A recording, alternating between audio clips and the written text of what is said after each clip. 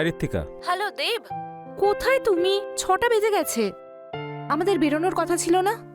O I am so sorry Ritwika, actually আজকে boss foreign ক্লায়েন্টের সাথে একটা আর্জেন্ট মিটিং ফিক্স করে ফেলেছে, so please try to understand, আমি আসতে পারবো না। ও রিয়েলি? দেব, আমি 4 বছর ধরে এটাই করে যাচ্ছি, প্লিজ ট্রাই টু আন্ডারস্ট্যান্ড। এটা লাস্ট টাইম প্লিজ। আচ্ছা ঠিক আছে, বাদ দাও।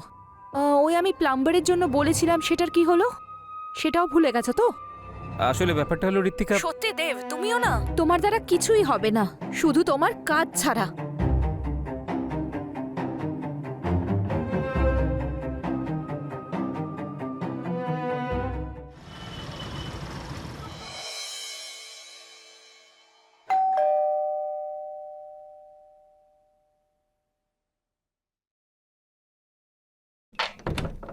নমস্কার ম্যাডাম, আমি বিরাজ বর্মা। বিভি লিক হোক বা লাইফ, সব ফিক্সড হয়ে যাবে। তুমি সত্যি প্লাম্বার তো? হ্যাঁ ম্যাডাম, প্লাম্বারই তো।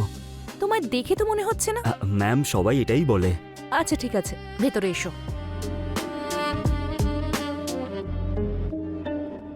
ম্যাম, আপনার বাড়িটা তো খুব সুন্দর। তুমি প্রশংসাও করতে জানো? হ্যাঁ ম্যাডাম, যারা প্রশংসার যোগ্য হয় তাদের তো প্রশংসা করতেই হয়। আচ্ছা, তাহলে তুমি কি এখানে অন্য কিছু দেখতে পাচ্ছ যেটা প্রশংসার যোগ্য? আছে তো, প্রশংসার যোগ্য একটা সুন্দর কণ্ঠস্বর, সুন্দরী, পরী, যার আমি প্রশংসা করতেই পারি। আচ্ছা, কোথায় আছে? আমার চোখের সামনে। তোমার তো ফিল্মে কাজ করা উচিত ছিল। ইয়েস ম্যাম, সবাই আমাকে হিরোই বলে, কারণ এই বিভি যে কারোর মনে ঠিক জায়গা করে নেয়। কার শুনি? সবার। হুম? আচ্ছা এটা বলুন, কি লিক হয়েছে? তাড়াতাড়ি ফিক্সড করে দিচ্ছি। ঠিক আছে, এসো।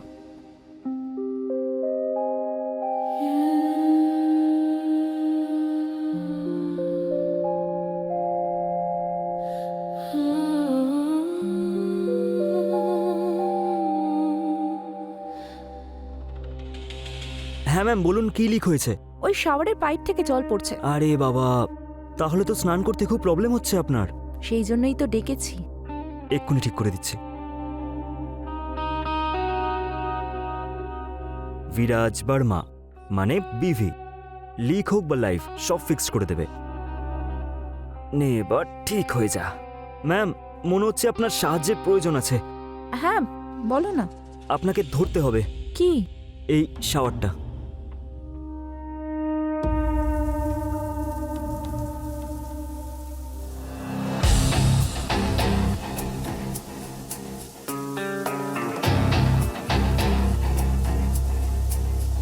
আরে কি দেখছো? আমি পুরো ভিজে গেলাম। সেটাই তো দেখছি। কি? আমি এক্ষুনি বন্ধ করে দিচ্ছি।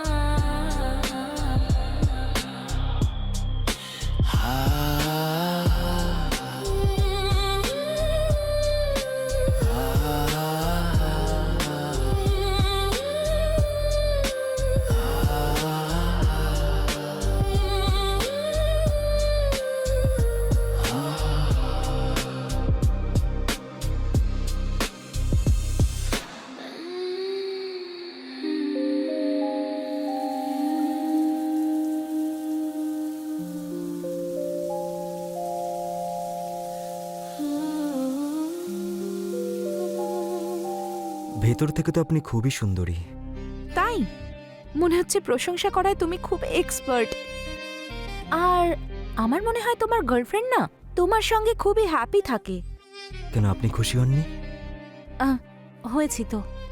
আমি তো জানতাম না যে জলের এত মজা হতে পারে।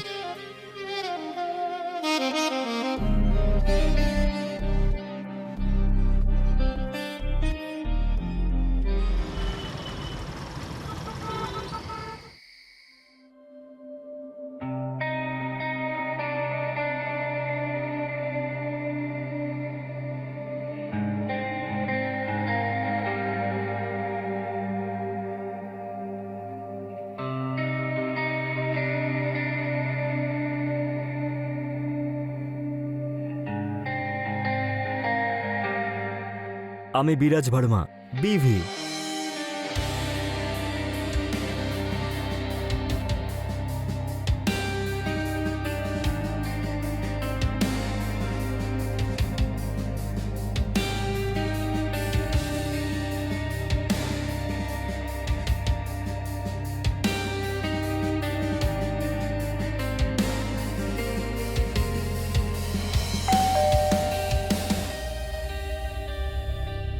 দেব, হ্যাঁ বলো।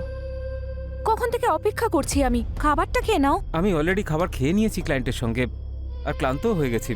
আমাকে ঘুমোতে হবে, আর তুমিও ফ্রেশ হয়ে চলে এসো, ঠিক আছে? একটু খেয়ে নাও। না না, তুমি এসো।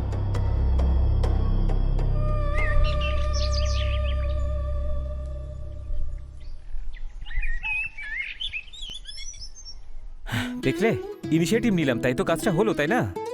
না হলে আরো 15 দিন লাগতো। আরে তুমিও না। অবশ্য এমনিতে তুমি প্রশংসা করো কোথায়।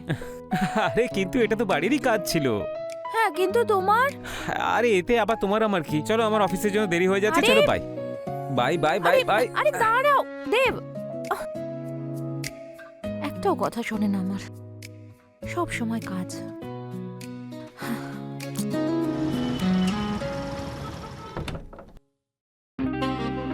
বিরাজ, ইয়েস, বিরাজ ভার্মা, বিভি। লিক হোক বা লাইফ, সব হয়ে যাবে ফিক্স। অবশেষে আসা হলো। কেন আসা উচিত হয়নি? নিজেই তো ফোন করে বললেন যে কিচেনের কলটা খারাপ হয়ে গেছে। ঠিক আছে, আমি চলে যাচ্ছি। আরে ভেতরে এসো। আজকে চায়ের গন্ধটা তো বেশ ভালোই আসছে। ভাবছি যে আজকে তোমাকে চা খাইয়েই পাঠাবো। আমি তো অন্য কিছু খেতে চাই। তুমি কি ভেবেছো বলো তো আমাকে? এর আগের দিন আমাদের মধ্যে যা হয়েছে সেই বেসিসে তুমি আমার ক্যারেক্টার জাজ করছো? যাও গিয়ে ট্যাপটা ঠিক করো। এটা ভুলে যেও না যে তুমি একজন প্লাম্বার।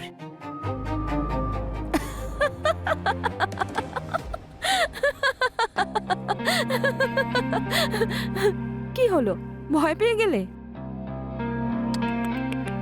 হাওয়া বেরিয়ে গেল? ভিভি, আমিও কোনো হিরোইনের থেকে কম নই। অ্যাক্টিং? আপনি অ্যাক্টিং করছিলেন? হ্যাঁ, আমার তো প্রাণটাই বেরিয়ে যাচ্ছিল। এবার বলো কি খেতে ইচ্ছে করছে? এমনিতে আমি খাওয়াতেও পারি আর তেষ্টা মেটাতেও পারি। কেউ একজন বলে গেছে যে সুন্দরী মেয়ের একটু বেশি বুদ্ধিমতী হয়। তুমি আবার শুরু করলে। চলো আগে কিচেনের ট্যাপটা ঠিক করে দাও। আরে এসো। আজকে তো তুমি আমাকে মেরেই ফেলবে। দেখো না, ট্যাপটা কাজ করছে না। ম্যাডাম, আপনাকে আমার সাহায্যের প্রয়োজন। হ্যাঁ, করব। ম্যাডাম, ওই বড় রেঞ্জটা দিন তো।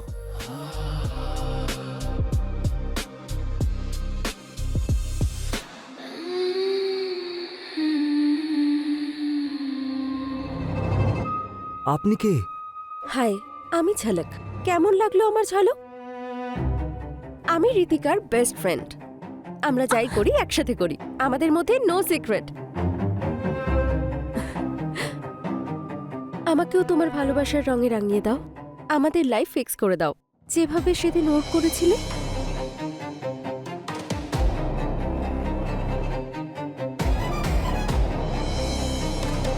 আরে চাটা তো খেয়ে নাও আগে। চা না, আজ তো আমি অন্য কিছু খাবো।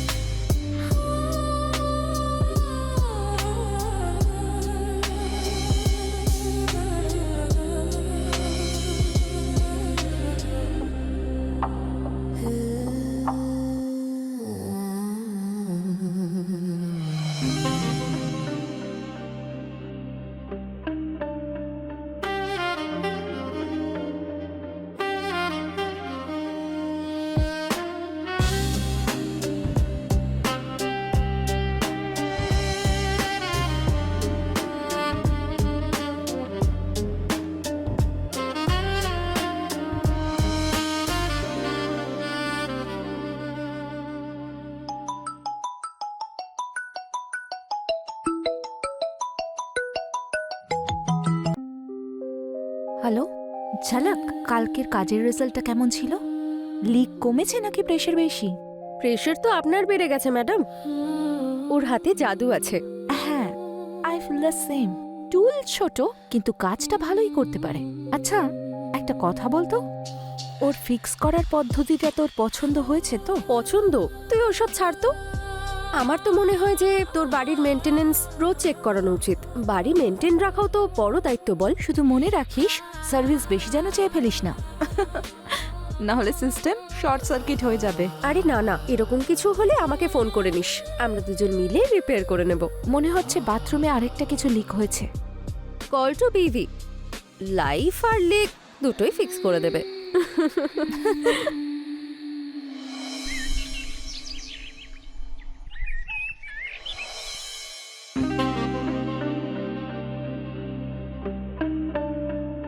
বিরাজ আমাদের জীবনটা আরো সুন্দর করে দিয়েছে, তাই না?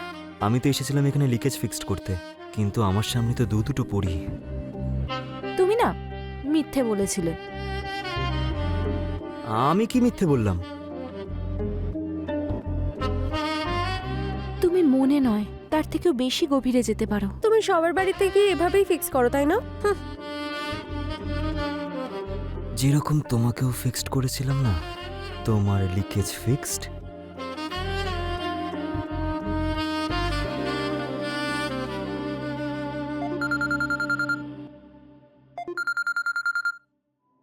আভাই ফোন করেছে।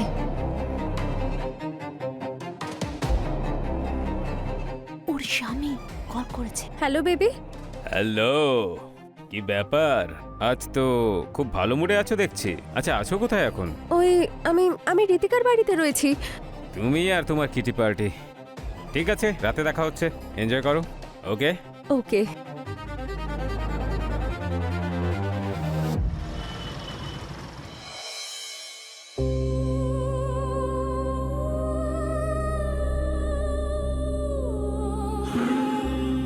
আরে, তোর ভয় করে না? কি বলছিস তুই? রোজ রোজ এরকম রিস্ক নেওয়াটা আলাদাই মজা দেয়। আজ তুমিই মজা নাও, কালকে কি হবে সেটা কে জানে বেবি।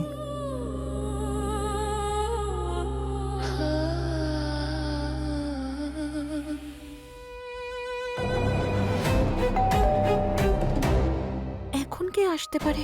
তোমরা একটা কাজ করো, এখানেই বসো, আমি গিয়ে দেখছি।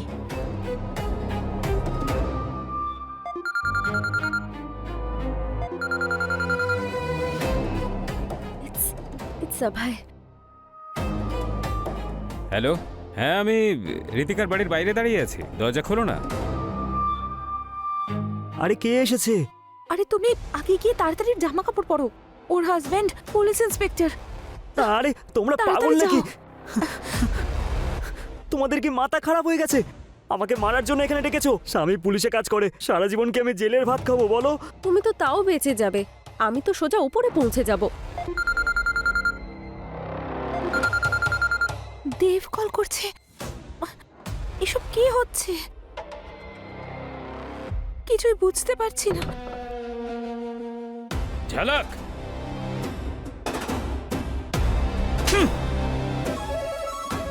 ঋতিকা, এসব কি হচ্ছে? অভয়ের কল যদি না আসতো তাহলে তোমার সত্যি আমি কোনোদিনই জানতে পারতাম না। এটা আমি তখনই জানতে পেরে গেছিলাম যখন আমি ঝালাককে কল করেছিলাম, তখনই আমি গুজগুজ ফুসফুসের আওয়াজ পেয়েছিলাম। আচ্ছা, আছো কোথায় তুমি এখন? আমি ঋতিকার বাড়িতে আছি। ওর স্বামী কল করেছে। ডাউট তো আমার তখনই হয়েছিল, কি করব, আমি তো পুলিশ অফিসার। ঋতিকা, ভালোবাসা একটা বিশ্বাসের সুতোয় বাঁধা থাকে, আর প্রেমে বলা সামান্য এইটুকু মিথ্যেও পুরো সম্পর্কটাকে শেষ করে দেয়। আরে আমি তো ভেবেছিলাম যে ভালোবাসা আমাদের সম্পর্ককে আবার ঠিক করে দেবে, কিন্তু আমি ভুল ভেবেছিলাম। আবেগের মধ্যে কোনো অপরাধ থাকে না, কিন্তু সেটা যখন তার মর্যাদা ভেঙে দেয় না, তখন সব শেষ হয়ে যায়। আর এমনিতেও তোমরা দুজন স্ত্রী বলার উপযুক্তই নও। আর তুই তো এবার জেলের ঘানি টানবি। চল, আমাকে ক্ষমা করে দাও। এবার আমাদের দেখা শুধুমাত্র কোর্টে হবে।